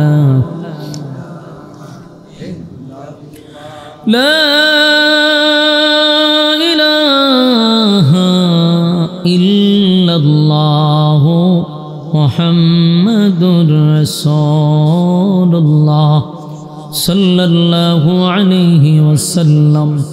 আলহামদুলিল্লাহ। শান্তিপুর মধ্য উত্তরপাড়া বাইতুল মামুর জামের মসজিদ এর উদ্যোগে আয়োজিত বার্ষিক ইসলামী সম্মেলন সভাপতিত্ব করছেন আলহাজ ডাক্তার আব্দুল মান্নান মিয়া সাহেব, বিশিষ্ট ব্যবসায়ী, ঢাকা। সভাপতিত্ব করছেন মোহাম্মদ মনসুর আলী, প্রবাসী, কুয়েত। আজকের মাহফিলে আলোচনা করেছেন হজরত মাওলানা মহিউদ্দিন জিহাদি, বরিশাল। ওয়াজ করেছেন হজরত মাওলানা শফিকুল ইসলাম সিরাজি, বাঞ্ছারামপুর। এছাড়াও অতিথিবৃন্দ মুআজ্জাজ মুকাররম হজরত উলামায়ে কেরাম, উপস্থিত তরুণ যুবক ভাইয়েরা, মুরব্বিয়ানে আজম। আওয়াজ যতটুকু দূরে যাচ্ছে, অবস্থানরত আছেন পর্দানিশী মা ও বোনেরা, সকলকে আমার অন্তরস্থল থেকে জ্ঞাপন করছি মোবারক শুকরিয়া আদায় করছি, যিনি আমাদেরকে এই ঠান্ডার মধ্যে সুস্থ অবস্থায় বরকতপূর্ণ এক মজলিস, ফজিলতপূর্ণ এক মজলিস, উলামায়ে কেরামদের সহবতে আসার বসার তৌফিকটুকু রব্বে কারীম করে দিয়েছেন। শুকরিয়া আদায় করছি আলহামদুলিল্লাহ। লক্ষ কোটি দুরুদ এবং সালাম আল্লাহর সৃষ্টির প্রধান আকর্ষণ, বিশ্ব সভার সভাপতি শামসুল হেদায়েত বদরুদ্দুজা সৈয়দুস সাকালাইন ইমামুল মুরসালিন খাতামান নবিয়্যিন ওয়াল মুরসালিন জনাবে মুহাম্মদুর রাসূলুল্লাহ সাল্লাল্লাহু আলাইহি ওয়াসাল্লামের উপর। সম্মানিত সুধী, আপনারা আসতে পেরে, বসতে পেরে খুশি না বেজার? এখন পর্যন্ত যারা রাস্তাঘাটে, দোকানপাটে অনর্থক অপ্রয়োজনীয় সময় নষ্ট করতেছেন, বিনয়ের সাথে বলবো প্যান্ডেলের ভিতরে চলে আসুন। কারণ এখানে যতক্ষণ বসা থাকবেন গুনাহ না হওয়াটাই সম্ভব। প্যান্ডেলের বাহিরে গেলে গুনাহ হওয়াটা সম্ভব। তাই গুনাহ এক মুক্ত পরিবেশে আমরা বসতে পারছি, খুশি না বেজার? আল্লাহর রাসূল বলেন নাজালাত আলাইহিমুস সাকিনা, যতক্ষণ তোমরা দ্বীনি মজলিসে বসা থাকবা ততক্ষণ উপর থেকে সাকিনা, রহমত নাজিল হবে। তাই আমরা এই নিয়ামত থেকে যেন বঞ্চিত না হই। রাস্তাঘাটে গল্প বন্ধ করে আমরা প্যান্ডেলে চলে আসি। আচ্ছা বলুন, আগামী কাল পর্যন্ত যদি বেঁচে থাকি, যদি আমরা না মরি, তাহলে কিন্তু আমাদের আড্ডা মারার সময় আছে। আমরা গল্প করতে পারবো, সময় অপচয় করতে পারবো যদি বাচ্চা থাকি। কিন্তু আগামী কালকে বেঁচে থাকলেও এই মাহফিলও কি আর বসতে পারবেন? তাহলে যারা রাস্তাঘাটের দোকানপাটে অনর্থক সময় নষ্ট করতেছেন, তাদের কাছে প্রশ্ন হলো, বেঁচে থাকলেও মাহফিল পাবেন না, বেঁচে থাকলে গল্প করতে পারবেন। তাই এখানে গুরুত্ব দেওয়া দরকার। আমিও হবিগঞ্জ থেকে আইসা আপনাদের এখানে আগামীকালকে বয়ানও করব না, কমিটিও আপনাদের জন্য প্যান্ডেল রাখবে না। তাই ওই মানুষটার ভাগ্য এবং কপাল ভালো যে এমন একটি বরকতি মজলিসে বসতে পারছে। এটা শুকরিয়া আদায় করার দরকার আছে না নাই? এই অপারেটর কোন দিকে? লড়াইয়ের না, সাউন্ড ঠিক আছে, কমাইবেন না বাড়াইবেন না, ঠিক আছে, লড়াইয়ের না। তাহলে আমরা যারা রাস্তাঘাটে আসি চলে আসেন। আপনাদের উপস্থিতি দেখে আমি নিজে আশ্চর্য হয়েছি। পাঞ্চারামপুর আমি আরো বহুবার আসছি, এইরকম অবস্থা আমি কোনো জায়গায় আর দেখি নাই। এরপরেও আপনারা যারা বসছেন, এখন যদি মোনাজাত পর্যন্ত আপনারা ধৈর্য নিয়ে বসতে পারেন তাহলে ইনশাআল্লাহ আলোচনা চলবে। ধৈর্যের সাথে কথাগুলি শ্রবণ করতে হবে। আপনারা রাজি আছেননি? মোনাজাত পর্যন্ত তাহার নিয়তে বসবেন। উপস্থিতি যেমনই হোক, কিন্তু আগ্রহ যেন বেশি হয়, ঠিক না? আল্লাহ যাদেরকে ভালোবাসে, আল্লাহ যাদেরকে মহব্বত করে, ঠিক ওই সমস্ত বান্দাদেরকে আল্লাহ দ্বীনের মজলিসে বসায় রাখে। এটা কিন্তু আপনার বোঝা দরকার। আপনার যারা এখানে বসছেন, আল্লাহ যদি ভালো না বাসত তাহলে এমন মজলিস আপনাকে বসায় রাখতো না, আপনারা গল্পতে রাখতো, আড্ডাতে রাখতো। যেহেতু আল্লাহ ভালোবাসে এই জন্য আপনারা এখানে বসায় রাখছে। এই জন্য নিজে নিজে বসে শুকরিয়া আদায় করেন। তুমি এখানে যে বসছেন, শয়তানে কিন্তু আপনারা একটু গুতাইব। শয়তান কোনো সময় চায় না যে আপনার আমল নামায় দুই একটা নেকি জমা হোক। সে আপনাকে বিভিন্ন ওসওয়াসা দিবে, দিয়ে আপনাকে উঠানোর চেষ্টা করবে। যখনই উঠবেন বুঝবেন যে আমার উপরে শয়তানে বর করছে। কথা ঠিক নেই, নাইলে আপনি উঠতেন কা? আর কোরআন এমন একটি গ্রন্থ যার আওয়াজ শুনলে কোনো মুমিন বান্দা ঘরে বসে থাকতে পারে না। আমি কথাটা কি ভুল কইছি? তাই আপনারা যদি চুপ করে বসে রয়েছেন, যার ভিতরে ইমান আছে, ইমানি জজবা আছে, এই লোকটা কোরআনের কথা শুনলে কি ঘরে বসে থাকে? সে তো চলে আসার কথা। যারা আসছেন, ইমানি জজবা আপনাদেরই আছে। আপনারা যারা সাপ ধরে এরা কি কন? সাপুড়ি। সাপুড়িয়ায় যখন কোনো সাপ ধরে তখন দেখবেন একটা বাঁশি বাজায়। বাঁশিটার নাম হলো বিন বাঁশি।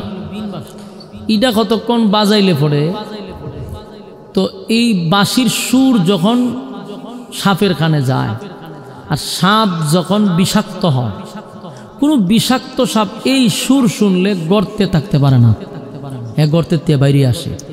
এই জন্য সাপুরিয়ায় বাঁশি বাজায়। তো এক সাপুরিয়ায় এক গর্তের কাছে গিয়া দাঁড়াইছে, দাঁড়াইয়া ইচ্ছা মতো বাঁশি বাজাইতেছে, কিন্তু সাপ তো আসে না। হের গেছে মেজাজ গরমিয়া, কিরে সাপের গর্ত আছে, বাঁশিও বাজাইতেছি, সাপ আসে না কা? রাগের মাথায় একটা কুদাল লইছে, লইয়া গর্ত খনন করছে। কইরা গর্তের ভিতরে গিয়া দেখে দুই সাপ বসে রয়েছে।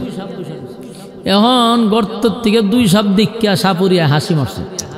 তো একজনে জিগা হাসস করে, কয় কিয়ামত পর্যন্ত বাঁশি বাজাইলেও এই সাপ বাড়িত না। কারণ কি তা? কারণ হইল একটা হইল দুরা আর একটা হইল মাইটা দুরা। কই দুই সাপরে যদি কিয়ামত পর্যন্ত বাঁশি বাজায় বাহির হবে না। কেন? বিষ নাই। জোরে কন, কি নাই? বিষ নাই, বাঁশির সুরে কাজ করে না। কথা ঠিক নেই? ঠিক তেমনি ভাবে ইমানদার যেই ব্যক্তি, যার ভিতরে ইমানি জজবা আছে, সে কোনোদিন কোরআনের সুর শুনলে ঘরে বসে থাকতে পারে না। আবার অনেক মানুষ কোরআনের কথা শুই না, ঘরে চুপ করে বসে থাকে, লড়েও না। বুঝতে হবে এদের ভিতরে ইমানি বিষ নাই। বাস্তব না অবাস্তব? আপনারা যারা বসছেন, আপনার ভিতরে বিষ আছে। এই জন্য মোনাজাত পর্যন্ত বসা দরকার। রাস্তা ঘাটে, দোকান পাটে, বাড়িতে অনর্থক সময় নষ্ট করতেছেন। বছরে একবার এই যুবকরা অক্লান্ত পরিশ্রম করে দিনকে রাত করে একটা আয়োজন করছে। আমি মনে করি এলাকার মানুষ যুবকদেরকে সাধুবাদ জানানো দরকার। এরা চাইলে গানের কনসার্টও করতে পারত, কিন্তু এরা এগুলা না কইরা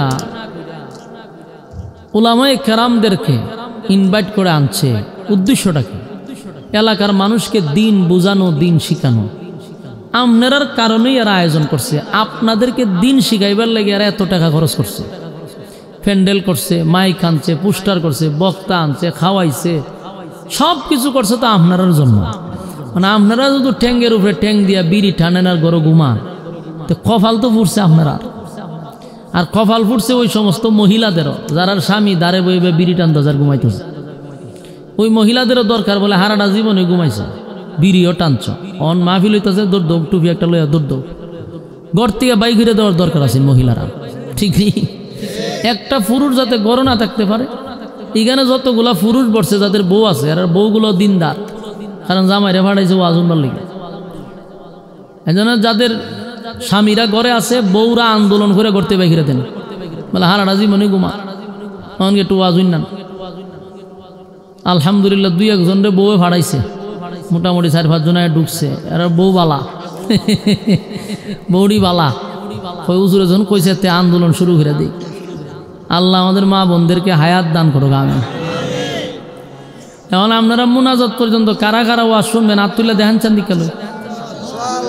এই ফিসের চাচা সাতদরের ভিত্তি কিন্তু 8টা ঢুকাই তো রাখছেন, বাইর করছেন না। এত উদ্দেশ্য আপনার লক্ষণ বালা না। মুরব্বী ফিসে চায়া দেখে কেডা কয় হাত তুলেন, আমি কিন্তু সব দেখি। ওয়াদা করেন বলে আমরা মুনাজাত পর্যন্ত আসি। এই কিছুটি আতলামায়া হইতে যে আমরা আছি, হাত উড়ান একটু সময় এত দুঃখ পাননি খন বলে আমরা মুনাজাত পর্যন্ত থাকবো ইনশাআল্লাহ। থেকে পাক্কা নিয়ত ইনশাআল্লাহ।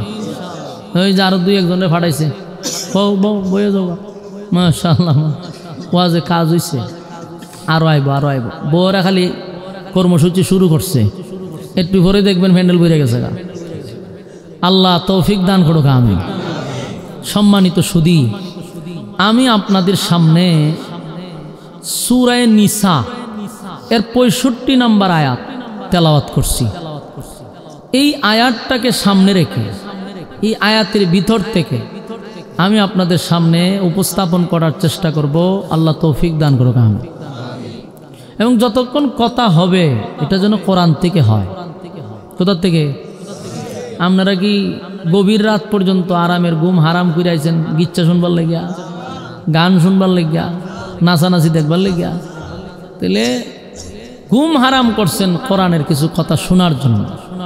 আপনারাও মনোযোগ দিয়ে শুনবেন, আমিও কোরআন থেকে কথা বলার চেষ্টা করব ইনশাআল্লাহ। প্রথম আসুন আমরা যে তেলাওয়াতটা করছি, যে আয়াত সূরা নিসার 65 নম্বর আয়াত, এই আয়াতটা কেন নাজিল হলো, নাজিলের কারণটা কি, কোন প্রেক্ষাপটে, কোন ঘটনাকে কেন্দ্র করে, কিসের উপরে ভিত্তি করে আল্লাহ সূরাটা নাজিল করলেন, 65 নম্বর আয়াতটা কেন নাজিল করলেন, এই বিষয়টা আমাদের জানা দরকার। তাইলে সামনের আলোচনা বুঝা আমাদের জন্য সহজ হবে, ঠিক না? আমি শুধু আজকে আলোচনা করব এই আয়াতটা কেন নাজিল হলো, এই নাজিলের কারণটাই বলবো। এটাই আমার আজকের ওয়াজ ইনশাআল্লাহ। আসুন এই সূরাটা, এই সূরার 65 নম্বর আয়াতটা একটা ঘটনার কেন্দ্র কইরা একটা সমস্যার সমাধান দেওয়ার জন্য আল্লাহ আয়াত নাজিল করছে। কারণ ঘটনাটা কি ঘটছিল, কি সমস্যার সমাধান করছিল, এই বিষয়টাই আমরা আলোচনা করব। তবে মনোযোগ সহকারে শুনতে হবে। রাজি আছেন? ওয়াজের পরে যেন আপনি নিজেই বুঝেন যে না, একটা বিষয়ের উপরে আমি ওয়াজ শুনতে পারছি, শেষ পর্যন্ত একটা ফিনিশিং পাইছি। এই বুঝটা যেন ভিতরে আসে, এর পরে যেন বাড়িতে যান। অন ওয়াজ আমি শুরু করলাম আমি স্টেজ থেকে, শেষ করলাম গিয়া কক্সবাজার গিয়া, শ্রোতা হোক হইতা গেল, কোনান্দা গেল, কোনো আগাল মাতাল পাইছি না। ই ওয়াজ শুনে লাভ আসেনি। তাহলে এইটাও হয় কেন? আপনাদের মনোযোগীরও কিছু দোষ আছে। আপনারা বইয়া বইয়া বুট খান, বাদাম খান আর ওয়াজ শুনেন, ইডি মনোযোগ না, মনোযোগ দিয়ে শুনতে হবে। রাজি আছি ইনশাআল্লাহ? আসুন, এই আয়াত নাজিল হইছে মদিনায়। 2 জন ব্যক্তি প্রথম লাগছে ঝগড়া। এর মধ্যে একজন হইল নামে মুসলমান, আর একজন হইল ডাইরেক্ট ইয়াহুদি। এই 2 ব্যক্তি রাস্তার মধ্যে লেগেছে ঝগড়া। লাগিয়া কয় একটা পণ্য নিয়ে, মনে করেন বোতলটা লই লাগছে ঝগড়া। নামদারি মুসলমান যে ব্যক্তিটা কয় এটা আমার, ইয়াহুদি কয় মাল এটা আমার। 2 জনে আমার আমার কইলে কিয়ামত পর্যন্ত কেউ রইব এটা। মানে এরা দুজনের দাবি যে এটা আমার। সকাল থেকে বিকাল পর্যন্ত ঝগড়া হয়েছে, কিন্তু কেউ কারো এটা দেয় না। তো রাস্তার মধ্যে একজনে কয় ভাই সাহেব, সকালে বাজারে যাওয়ার সময় দেখছিলাম আপনারা লাগছিলেন ঝগড়া, আর এখন বিকাল হয়েছে, মাল তো আর কেউ তো গেছে না, কিন্তু ঝগড়া তো আর শেষ হয়েছে না। তা আপনারা যে ভাইজলাম এটা রাস্তার মধ্যে করতেছেন, এটার তো একটা সমাধান হওয়া দরকার। সবাই কথা তো সত্য, এটা তো সমাধান হইতেছে না। এখন কেমন সমাধান হইতে কোনছেন? ও সমাধান করতে গেলে একজন বিচারক রাখতে হইব। বিচারকে যে রায় দেয় ওই রায় দুইজনের মধ্যে একজন মাইনা নিতে হইব। হয়তো আমরা মাইনা নিব, বিচারক বাইল করো। যে ব্যক্তি মুসলমান দাবি করে এ হয় বিচার যদি করতে হয় তাহলে রাসূল সাল্লাল্লাহু আলাইহি সাল্লাম যেহেতু দেশের রাষ্ট্রনায়ক, আমরা উনার কাছেই বিচারটা লইয়া যাবো। সুবহানাল্লাহ। এখন তখনকার যুগে বিচারক ছিল আমাদের রাসূল, উনি দেশের রাষ্ট্রনায়ক ছিল, দেশের প্রেসিডেন্ট ছিল। কথা কি বুঝতেছেন? রাসূল কি ছিল বলুন? রাসূল কি ছিল? প্রেসিডেন্ট ছিল। আবার কোন রাসূল কি ছিল? কেন কয়েছি জানেননি? কারণ আড়া জীবন আপনার ওয়াজ শুনছেন, রাসূল গরিব আছেন, ফেটো ভাত্তর আছেন, ই ওয়াজ আর কত শুনতেন। সারাটা জীবন শুনছেন নবী মাটিত ঘুমাই দিছে, ফেটো ভাত্তর আছেন। এইগুলা কইয়া কইয়া নাস্তিকগুলারে দিচ্ছেন তো সুযোগ কইরা। নাস্তিকরা কিছু শুনলি কয় ইসলাম মানেই হলো গরিব, ইসলাম মানেই হলো দরিদ্রতা। আপনারা ই ওয়াজ হারাটা জীবন আপনার মৌলবী কিছু আয় লাল বাতি লাগাইয়া আইয়া ই ওয়াজ কইরা যায়। কিন্তু আমাদের বোঝা দরকার যে রাসূলদের ধনী আছেন, ই ওয়াজ কেন করে না? এটা আমার সবচেয়ে আফসোস লাগে এবং আশ্চর্য লাগে। রাসূল দেশের প্রেসিডেন্ট ছিল, হে ই ওয়াজ না কইরা খালি ফেটো ভাত্তর আছেন। তিগুলা কইরা রাসূলরে কি উফরে তুলতেছে না নিচে নামাইতেছে? আল্লাহ কয় আমি আপনারা ধনী বানাইছি, আমি আপনারা দেশের প্রেসিডেন্ট বানাইছি। বাদশাহ ছিল দেশের বাদশাহ রাসূল, আর আপনারা কোন ফেটো ভাত্তর। ফেটো ভাত্তর বানছে, ফেটে কিদা ছিল? এটা তো একটা সময় ছিল। ই ওয়াজই খালি করণ লাগবো। পরের ফিসটা যে রাসূল দেশের প্রেসিডেন্ট, এই ফিসটাত করে হাত দেয় না। এখন ঘটনাটা হইলো এই ওয়াজের দ্বারা কি প্রভাব পড়ছে আপনারা 1 মিনিটে শোনাই। যখন কোনো আলেমরা রাজনীতি করতে যায়, কোনো আলেমরা যখন প্রার্থী হিসাবে দাঁড়াইতে যায়, কিছু নামদারি মুসলমান, এইগুলার আমি মুসলমান বলি না, এইগুলা নাস্তিকের গ্রাণ আছে এদের শরীরে। এরা উইটা কয় হুজুররা মসজিদও থাকবো, মাদ্রাসা থাকবো, ওয়াজ করবো, এরা গেলে রাজনীতি করে হয়নি? কেন কয় জানেন? ওই যে আমরার মৌলবীরা ওয়াজ করেছে নবী গরিব আছেন, ফেটো ভাত্তর আছেন। তো এই নাস্তিকের ধারণা হলো নবী যেহেতু গরিব আছেন, হুজুরও গরিব থাকবো, হুজুর ঘেরে ধনী হইতো। এই ওয়াজ করে এই জায়গা টানছে। অথচ হে জানে না যে আমার রাসূল দেশের বাদশা ছিল, আর হুজুররা রাজনীতি শিখছে রাসূল থেকে। হুজুররা রাজনীতি করতে শিখছে। এই জন্য আলেমরা রাজনীতি করলে দেশের কোনো দুর্নীতি থাকতো না। আলেমরা রাজনীতি করলে দেশের টাকা বাহিরে পাচার হতো না, দেশ লুটপাট হতো না, এদেশে জেনা বেবিচার বাড়তো না, মানুষের হক নষ্ট হইতো না, এদেশে গুম হত্যা এভাবে বাড়তো না, 4 বছরের শিশুর থেকে নিয়ে 80 বছরের বৃদ্ধা দর্শন হতো না। এর একমাত্র কারণ হলো সুর বাটপার বদমাশগুলি রাজনীতির আসনে বসে গেছে। এই কারণে দেশের সম্পদ বাহিরে গেছে, বেগম পাড়ায় বাড়ি হইছে। তো এখন তো রাজনীতি করে ওই যে দেখেন আমরা কই হুজুর রাজনীতি করেন কেন? রাজনীতি কি বালা মানছে করে? কই গেছে রাজনীতিরা? চিন্তা করেন। মানুষের মুখে একটা ডায়লগ হয়ে গেছে, রাজনীতি কি বালা মানুষে করে। তার মানে রাজনীতি যদি করে এটা কি বাটপার, সিটার, বদমাশ। তো এই রাজনীতিটা তো রাজনীতি কি আসলে খারাপ জিনিস? রাজনীতি আমার রাসূল করে গেছে, তুই খারাপটা করলো কেডা? খারাপ করলো কেডা? এই বিষয়টা আমাদের বোঝা দরকার। রাজনীতি করা ইসলামের স্বার্থে, দ্বীনের স্বার্থে রাজনীতি করা আমাদের দরকার। এবং রাজনীতির মঞ্চটা ছিল পবিত্র, এই অপবিত্র করছে কিছু সুৎকুর, ঘুষখোর, বেনামাজি, বদমাশগুলি, লম্পটগুলি রাজনীতির মঞ্চটাকে একবারে কলঙ্কিত করছে। যার জন্য এখন মানছে রাজনীতি কি ভালো মানছে করেনি। তো মূল কথা আমাদের বোঝা দরকার, জানা দরকার যে রাসূল কি ছিল? দেশের বাদশা ছিল। এটা আজকের থেকে ব্রেইনে সেট আপ করবেন, এই কথা ব্রেইনে ঢুকাই দিবেন যে আমার রাসূল দেশের বাদশা ছিল, সর্বোচ্চ জায়গায় ছিল। এটা আমার রাসূলের ইজ্জত আর সম্মান। এই জন্য আল্লাহ বলেন আপনি দুনিয়ার বাদশা, পরকালের বাদশা। এমনি কইছে আল্লাহ। আল্লাহ কি কইছে? দুনো জাহানের বাদশা বানাইছে আপনারে, যেমন দুনিয়ার বাদশা পরকালেরও বাদশা। আর হেরা নবীরে নিয়ে নিসালাম আইছে, আবার এরা হইলে আশিকের রাসূল। আজকের থেকে এই ওয়াজ বুইলা যান। গরিব ছিল, আল্লাহ নিজে সূরা দুহার মধ্যে বলছে যে আপনাকে আমি গরিব অবস্থায় পেয়েছি, আমি আপনাকে আবার ধনী বানাইছি। তার মানে রাসূল গরিব ছিল, এটা কিছু সময়ের জন্য, আমি আপনাকে তো আবার ধনী বানাইছি। দেশের রাষ্ট্রনায়ক বানাইছি, এটা আর থাকবো তো ইনশাআল্লাহ। তো এই দুই ব্যক্তি গেছে রাসূলের কাছে বিচার লয়ে, রাসূল তখন প্রেসিডেন্ট, বিচার লয়ে গিয়ে হুজুর এই দুই মাল একটা জিনিস কিন্তু দুইজনের দাবি, হে কয় এটা হে, আমি কই আমার, হুজুর এটা একটা বিচার করে দিন, মালটা আসলে কার তারা দিয়া দিন। তখন রাসূলের বিচার, এটা কি আর 16 বছরের বিচার? কথা হয় না, তদন্ত সারা বিচার রাসূলের বিচার, রাসূলের সুষ্ঠু তদন্তের মাধ্যমে বিচার করতেছে। কারণ এর আগে আমরাও বিচার দেখছি, দুনিয়ার মানুষের বিচার তদন্ত ছাড়া নির্দোষ মানুষকে দোষী বানানো হয়েছে, দোষী মানুষকে নির্দোষ বানানো হয়েছে। এই রাজনীতি আমরা দেখছি, দলের লোক হইলে বলে 7 খুন করলো, তার কোনো বিচার নাই, আর একটা নির্দোষ মানুষকে বছরের পর বছর সাইড দেওয়ালে বন্দী করে রাখছে তদন্ত ছাড়া। দর্শন করছে একজনে, ফর্তিকায় দিছে আরেকজনে। আল্লাহর রাসূল বলেন আমি ইনসাফের বিচার করছি। এই দুই ব্যক্তিরে দাঁড় করায় রাসূল এটার সুষ্ঠু তদন্ত করছে, গোয়েন্দা দিয়া ভালো করে তদন্ত করে দেখে মালটা আসলেই ইয়াহুদি ব্যক্তির, এটা মুসলমান ব্যক্তির না। মালটা খার ইয়াহুদি, কিন্তু দাবি করে মুসলমানেও। আল্লাহর রাসূল বলল শোনো, আমি সুষ্ঠু তদন্তের মাধ্যমে জানতে পারলাম মালটা তোমার না, মালটা ইয়াহুদির। তাই রাসূল ইয়াহুদির মাল দিয়া দিছে, বিচারের রায় ইয়াহুদির পক্ষে। তো শেষ না, দুই ব্যক্তি গেছে রাস্তাত গিয়া নামদারি মুসলমান ব্যক্তিরা ইয়াহুদিরা তাফাতা ধরে লিছে, দিলে কয় এই কই যাস? কৌমা আমি তো বাড়ির যাবো। কে রে? কয় মাল পাইছি আমি, বিচার করে দিল তোমার নবী, তখন তো আমার উপরে বিচারের রায় হয়েছে, আমি বাড়ির যাবো না, তো কই যাবো? হয় না, এই বিচার আমি মানি না। আপনার এলাকাত নাউজুবিল্লাহ আছেনি? রাসূল বিচার করে দিছে, এ হয় মানি না। কিন্তু সে নিজের কি দাবি করে?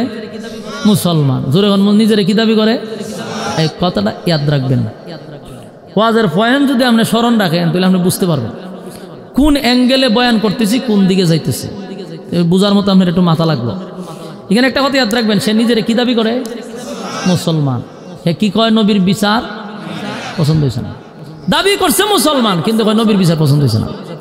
ইহুদি ব্যক্তি কয় বেটা তুই নিজের দাবি করস মুসলমান, তোর নবীর কাছে তুই গেলে আমারে লইয়া বিচার কইরা দিল, তোর নবী রায় দিল আমারে, তুই মাইজ রাস্তা দেয় বিচার তোর পছন্দ হয়েছে না, আমার তো সন্দেহ লাগে তুই মুসলমান নেই।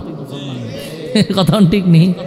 ইহুদি বুঝতেছে যে 2 নাম্বার, তুই একটা 2 নাম্বার লোক, হয় 2 নাম্বারের 1 নাম্বার বুঝি না, বিচার আমার পছন্দ হয়েছে না, এই বিচার আমি সানি বিচারের জন্য আরেকজনের কাছে যাবো। তাহলে জেলা ওই খুদুনা আরা দিন ঝগড়া করে তো ঘুরে আবার একই কথা। অনিয়াহুদি কয় বেড়া সারাটা দিন ঝগড়া করলাম, শেষে বিচারের শরণাপন্ন হইলাম, বিচারের রায় পাইলাম, আমি ওর বাড়ির যাইতাম, দিন শেষে তুই খসিটা সানি বিচারের লেগে আরেক জায়গায় যাইবে, তো তুই তো 2 নম্বর লোক। কয় না তাহলে আমি মানি না। ইয়াহুদি ব্যক্তি দুর্বল টাইপের ছিল, এ চিন্তা করছে দেশের সাথে ঝগড়া করে তো আমি পারতাম না। নে এখন তুই বিচারক কার কাছে যাইবি? ক তোর কোন বিচারক পছন্দ, আমি ওই বিচারকের কাছেই যাবো। হয় আমার একজন বিচারক খুব পছন্দ, উনি হলেন হযরত উমর। না বালা বিচারক দেখছে, ঠিক না?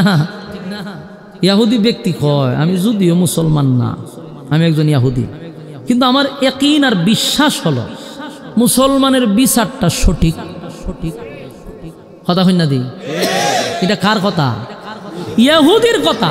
কয় আমি যদিও ইয়াহুদি, কিন্তু আমার দিলে সাক্ষী দে মুসলমানের বিচারটা সঠিক। কয় এখন তোর যার কাছে মনে যা আমার এখানে লইয়া যা। ইয়াহুদির ধারণা হইল মাল যেহেতু আমার, বিচার যদি সঠিক হয় তাহলে আমিই ভাবো, হয়তো লহ যাই। এখন 2 ব্যক্তি গেছে হযরত উমরের কাছে, খলিফাতুল মুসলিমিন উমরের কাছে গিয়ে, হুজুর আমরা ইসলাম একটা বিচার লইয়া। আচ্ছা কি বিচার? কই দেখেন নাই মালটা এটা আমার, এ কই এটা হের, এ কয় আমার, আমি কই হের, এই দরবার শেষ হইতেছে না। ইয়াহুদি ব্যক্তি কয় হুজুর কারণ বিচার করবেন পরে, আগে শুনেন ঘটনা। এই বিচার যে আপনার কাছে লই আইছি, এই বিচার আগে গেছে আপনার নবীর কাছে। আপনার নবী বিচার কইরা বিচারের রায় আমারে দিছে, আপনার মুসলমান ব্যক্তিটা কয় হের বলে বিচার পছন্দ হয়েছে না, তাই বিচারক হিসাবে আপনারে পছন্দ করছে। ওখানে এটা সানি বিচার। কিন্তু উমর হয় ঘটনা কি জায়গাত বলে হয় নামদারি মুসলমান ব্যক্তির এটা জিগাইল উমরে, কিরে ঘটনা কি সত্য? জি হুজুর সত্যই। তোর কি রাসূলের বিচার পছন্দ হয়েছে না? না আমারে পছন্দ হয়েছে। জি তা আমি বিচার করে দিলে তোর পছন্দ হইব? হইব। উমরের মেজাজটা গেছে গরম হইয়া, শরীরের রক্ত গেছে গরম হইয়া, চেহারার রং গেছে পরিবর্তন হইয়া। উমর কয় রাসূল বিচার করে দিল, এর পছন্দ হয়েছে। আচ্ছা দুজনই কেন দাঁড়া, আমি আইতাছি। দুজনরে দাঁড় করাইয়া উমর ঘরের ভিতরে গেছে, গিয়ে একটা তরবারি লইছে, লইয়া দুজনের সামনে হারিয়া কয় তুই কি মুসলমান? বলে হ। তা আমার নবী বিচার করছে, তোর পছন্দ হইছে না, তুই আইছো সানি বিচারের লেগে, আমি উমরের কাছে তোর বিচার করলে তোর পছন্দ হইব। তা আমার বিচারের রায় কি জানোস নি? আমার বিচারের রায় লই তরবারিতে একটা দিমু, তোর কল্লা উড়াইলাম। কইয়া ওই উমর আর দুইবার কইছে না, একটা সেদ মারছে, কল্লাটা 10 হাত দুনিয়া ফলাইছে। আপনার এলাকা সুবহানাল্লাহ আসেনি? কোন সময় কন কেউ মারা গেলে না, আমার তো জানতেই মরে গেল তো কেউ সুবহানাল্লাহ হইতে পারে। আর উমরের বিচার হই না যদি সুবহানাল্লাহ না হয়, তাহলে কোন সময় বিচার হই না সুবহানাল্লাহ আইব? কথা হই না দি উমরে বিচারটা করছে দেখছেন নি? একটা কূপ দিছে, কল্লাটা 10 হাত দুনিয়া ফলাইছে। উমরে কয় এটা আমি উমরের বিচার, রাসূলের বিচার তোর পছন্দ হইছে না, আমার কাছে আইছত বিচার লইয়া, তা আমার বিচারটা সুন্দর হইছে, কূপ দিয়া কল্লা ফালাই দিছে। তো ফালাই দিছে তো শেষ, ইয়াহুদি তর করে খাপতে খাপতে প্রস্রাব করে দিছে। ছায়া দেহে একবার বিজাই লিছে সব। জিগা তুই বিজাইছত করে? খুব ভয়ে বিজাইছে। কোনো ভয় নাই, তোর মাল লইয়া তুই বাড়ি যা। ইয়াহুদি মাল লইয়া আর নিজের জান বাঁচাইছে দে, ইয়া নাফসি পড়তে পড়তে বাড়ির দূর গেছে গা। বিচার শেষ না, ঝামেলা তো শেষ, কিন্তু আসলে ঝামেলাটা শেষ হয়েছে না। এই দরবার আরো বড় হয়েছে। যারে মারছে উমর, যারে হত্যা করছে, এর আবার আত্মীয় স্বজন আছে। এই আত্মীয় স্বজন আইসা দেহে তার বাইরে কল্লা ফেলা দিছে। ওনেরা তো গেছে চিৎকা যে আমরার বাইরে অপরাধ কিতা? অপরাধ হইল উমরের কাছে বিচার লইছে, ওইটা কি কোনো অপরাধ? এরা আবার গেছে রাসূলের কাছে, কে হয় হুজুর আগে একটা বিষয় জানতাম। কি জানবেন? কয় যদি ইসলামের মধ্যে কি কোথাও এরকম নিয়ম আসেনি যে বিচার পছন্দ না হইলে অন্য জায়গায় বিচার নিয়ে যেতে পারবে না? রাসূল কয় না, এরকম কোনো নিয়ম নাই। তোমার বিচার পছন্দ হয়েছে না, তুমি এটা আরেক জাত লইয়া যাও, আরেক জাত লইয়া যাও, এটা তোমার ব্যাপার। ইসলামে তো কঠোর না। কই তইলে আমার ভাই অপরাধটা কিতা করছে? কি করছে? আমার ভাই বিচার লইয়া আইছে আপনার কাছে, আপনি বিচার কইরা দিছেন, আমার ভাইয়ের পছন্দ হইছে না, সানি বিচারের লেগে উমরের কাছে গেছে, এটা কি অপরাধ? না অপরাধ না। কইলে আমার বাইরে হত্যা করলো কেন? কে হত্যা করছে? উমরে। ও সব বনাশ করে নিছে। এখন আপনি যদি কইন অপরাধ না, তাহলে আমার বাইরে নির্দোষ বাইটারে হত্যা করছে উমর, মামলা করলাম উমরের বিরুদ্ধে হত্যা মামলা। লাগছিনি দরবার? মা আমরা কোনো সাউন্ড নাই, এটা তো বাংলাদেশের হত্যা মামলা। যে আমি এক দল করি দিকে আমি হত্যা মামলা করলে কি দিছে, সকালে যাবো বিকালে বাইরে আই পড়ম, এটা কি বিচার পাইছো? রাসূলের পার্লামেন্টে হত্যা মামলা হয়ে গেছে উমরের বিরুদ্ধে। এখানে দল বাছাই করা হয় না। উমরের নামে যখন হত্যা মামলা করছে, রাসূল নিজেই আশ্চর্য হইয়া শরীরের পশম দিয়া গাম বাহির হয়ে গেছে। কারণ রাসূলের কাছে হত্যা মামলা দিছে, আর তখন ইসলামিক আইন অনুযায়ী হত্যার বদলা হত্যা। বলুন হত্যার বদলা কি? আরো জোরে। হ্যাঁ, হত্যার বদলা হত্যা। উমর হত্যা করছে, এখন উমররে হত্যা করতে হবে, এটাই হলো বিচার। এখন তো মহা মুসিবত, গোটা মদিনায় লারা ফিরে গেছে। উমর কি সাধারণ কোনো সাহাবী? মা কথা দিবেন না, উমর তো সাধারণ সাহাবী না। সারাটা মিডিয়া মদিনায় ফজর হয়েছে, সারা দেশ তুলফার। উমর নির্দোষ মানুষকে হত্যা করছে, তাই উমরের ব্যাপারে হত্যা মামলা হয়েছে। এখন নির্ঘাত উমরকে মৃত্যুদণ্ড দেওয়া হবে। লাগছিনি দরবার? এখন চতুর্দিক দিয়ে প্রসার হইতেছে, মানুষ যেখানে যায় মানুষ আশ্চর্য হয়ে যায়, উমরের মতো ব্যক্তি নির্দোষ মানুষকে হত্যা করছে। পুরা এলাকা তুলফার হয়ে গেছে। কিন্তু উমর তো সাধারণ ব্যক্তি না। বলুন উমর কি সাধারণ ব্যক্তি? সবাই বলা বলি করতেছে উমর নির্দোষ মানুষকে হত্যা করছে, কিন্তু উমর যে সাধারণ ব্যক্তি না, এটা আল্লাহর রাসূলও ভালো করে জানে। কিন্তু জানলে কি হবে? মামলা করছে, এখন তদন্ত নিয়ে দেখে কোনো অপরাধ ছিল না ওই ব্যক্তির, যে ব্যক্তিরে মারছে। তদন্ত দেখতেছে যে কোনো অপরাধ নাই, তাহলে উমর নির্দোষ মানুষকে হত্যা করছে, এখন তো উমররে হত্যা করতেই হবে। রাসূল সিদ্ধান্ত নিয়েছে উমররে হত্যা করবেই, মানে মৃত্যুদণ্ড দিবে। কিন্তু রাসূল চিন্তিত কেন? মানে নিজের দলের লোক দীক্ষা এই জন্য চিন্তিত না। নবীর পশম দিয়া গাম বাহির হয়েছে, উমররে হত্যা করবে, উমররে মৃত্যুদণ্ড দিবে, এই জন্য না। রাসূল চিন্তিত যে উমর খামটা করলো কিনা। উমর তো এমনি এমনি কালেমা পড়ে নাই। রাসূলের কথা হলো উমররে আমি আল্লাহর কাছ থেকে ছায়া আনছিলাম। উমররে আল্লাহর কাছ থেকে কি করছে? ছায়া না বুঝি খাম করছে। এই চিন্তায় রাসূল আশ্চর্য হয়ে গেছে, কারণ উমর নিজে নিজে কালেমা পড়ে নাই। আল্লাহ রাসূল একবার দোয়া করছে, দোয়া করে আল্লাহ দুইটা লোক রে আমার দিয়া দেন। দুইটা লোকের মধ্যে একটা হইল হযরত উমর আর একটা হইল আবু জাহিল্লা। এই দুইজনের লেগে রাসূল দরখাস্ত করছে। আল্লাহ দোয়া কবুল করছে উমরের বেলায়। সুবহানাল্লাহ।